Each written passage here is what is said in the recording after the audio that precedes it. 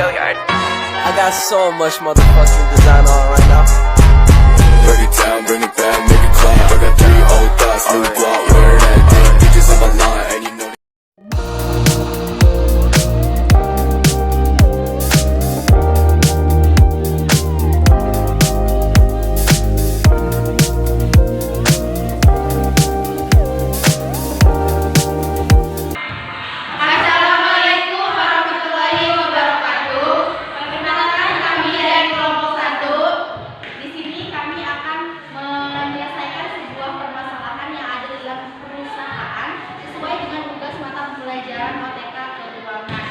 Kemudian di sini juga kami akan memperlihatkan kepada kalian semua mengenai video dimulai dari diskusi sampai dengan penyelesaian masalah dan adu argumentasi.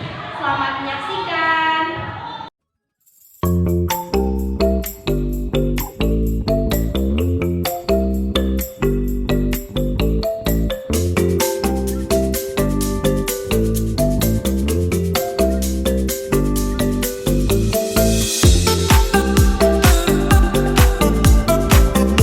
Assalamualaikum warahmatullahi wabarakatuh. Waalaikumsalam warahmatullahi wabarakatuh. Selamat siang teman-teman. Siang. Gimana keadaannya? Alhamdulillah. Pada kesempatan kali ini, bismillahirrahmanirrahim, saya dari kelompok 1 ya akan mempresentasikan sebuah tugas dari mata pembelajaran OTK Keuangan, yaitu tugasnya menanggapi ataupun memberikan pendapat mengenai permasalahan-permasalahan yang sudah ditentukan di dalam tugas OTK Keuangan. Baik, tugasnya itu ada 2, soalnya ada 2, yaitu pertama permasalahannya mengenai perusahaan. Sebuah perusahaan itu mempunyai profit ataupun keuntungan sebesar 50%. Nah, perusahaan tersebut setiap tahunnya mengadakan rapat untuk membicarakan mengenai alokasi ataupun pembiayaan yang berkenaan dalam perusahaan tersebut. Nah, pembicaraan di dalam suatu rapat tersebut ya, tadi kan ada profit sebesar 50%. Ada 2 orang yang berpendapat mengenai alokasi atau penggunaan profit yang dibahas dalam soal tersebut. 50% itu diinvestasikan katanya. Kemudian pendapat kedua, bagaimana kalau profitnya itu diekspansi ke perusahaan dalam rangka untuk bisa melengkapi perlengkapan kantor. Nah, tugas kelompok kami ini memberikan pendapat mengenai permasalahan tersebut. Baiknya seperti apa, alokasinya seperti apa, uang ataupun profit yang 50%. Baik, pendapat dari kelompok kami salah satunya di antaranya, silakan. Saya singkat saja di kelas kecil, karena kalau kita membutuhkan suatu saat itu gampang untuk mengambil. Nah, jadi gini, tadi pendapat yang pertama itu gimana kalau uang ataupun profit yang 50% itu tadi dimasukkan ke kas kecil, kata Isya katanya. Nah, disimpulkan aja ya dari pendapat ataupun hasil diskusi yang sudah kami lakukan bahwasanya akan lebih baik ketika profit yang 50% tersebut jangan dulu dia diinvestasiin. Soalnya kan banyak kebutuhan yang lain yang bisa kita lengkapi terlebih dahulu sebelum adanya investasi gitu. Yang pertama, akan lebih baik ketika yang 50% dibagi 2, 20% untuk dimasukkan ke kas sosial, betul Pak Insya, yang 25% lagi untuk diekspansi. Jadi kedua pendapat tadi yang dalam permasalahan tersebut digunakan kedua-duanya, yaitu dengan pembagian hasil profitnya 25%, 25%, imbang kan ya, daripada diinvestasikan. Kalau untuk investasi ya, nah, ini kan perusahaannya tadi dalam permasalahan baru aja mendapat profit yang 50%, belum lama ya, belum lama jangka waktunya, jadi hasilnya juga pasti belum bisa memadai gitu. Lebih baik ya udah kita masukkan aja ke kas kecil, nanti ketika di kelas kecil. Kalau menurut pendapat kelompok kami. Kita masuk ke permasalahan yang kedua. Permasalahan yang kedua mohon dibacakan. Permasalahan kedua, Cantika adalah seorang mahasiswa kelas 11 hari ini. Nah, jadi untuk permasalahan kedua ini mengenai bendahara, ya, seorang bendahara, tugas daripada bendahara.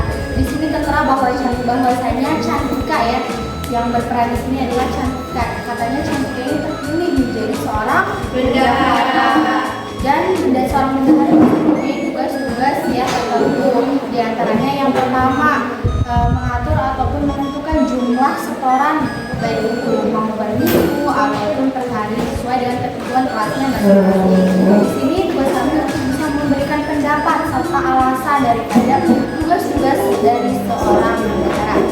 Oke, jadi yang pertama tugas seorang bendahara itu tadi di dalam permasalahan itu ada perencanaan keuangan. Jadi menurut kelompok kami, salah satu pendapat yang diutarakannya adalah mengenai penetapan jumlah keuangannya adalah Nah, untuk perencanaan itu, menentukan jumlah setoran itu memang perlu. Namun, penetapan jumlah setoran kas tersebut harus sesuai kesepakatan bersama, jangan ada yang berbeda-beda. Karena kan setiap orang itu mempunyai finansial yang berbeda-beda.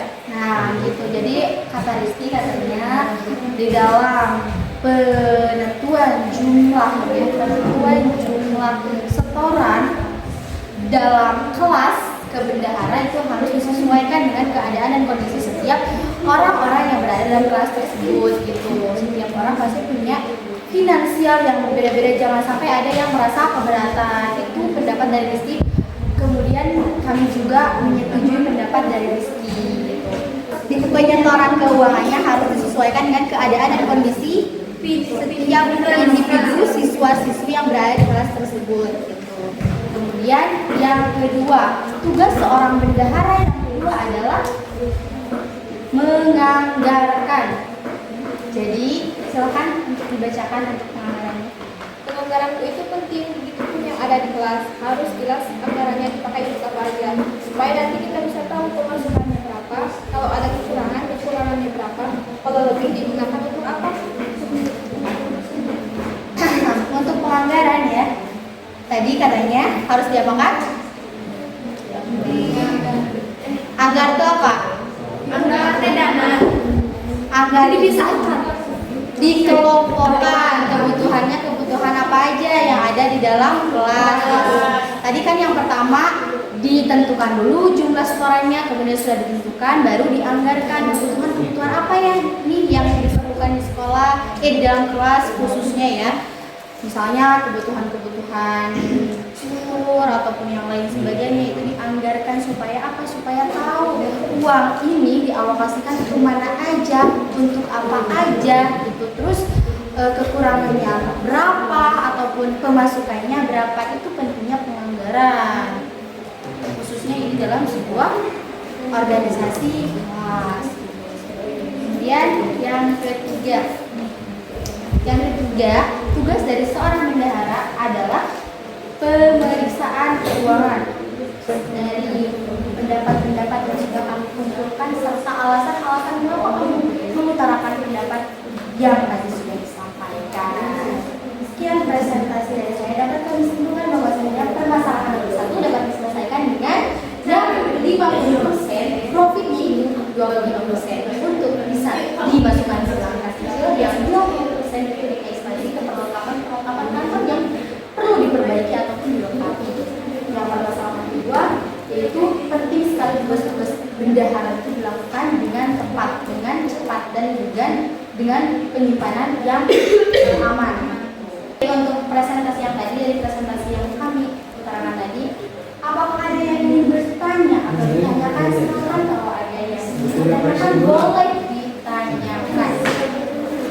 Bagaimana menurut kelompok kalian jika yang 25% tersebut tidak tersalurkan dengan baik? Seperti yang tadi diekspansikan untuk keperluan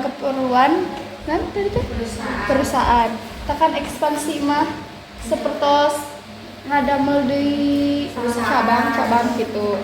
Tak kumaha sangkan eta ekspansi teh bisa berlaba lagi. Tadi pertanyaan dari Rizky, bagaimana cara supaya ekspansi itu bisa menghasilkan keuntungan kembali?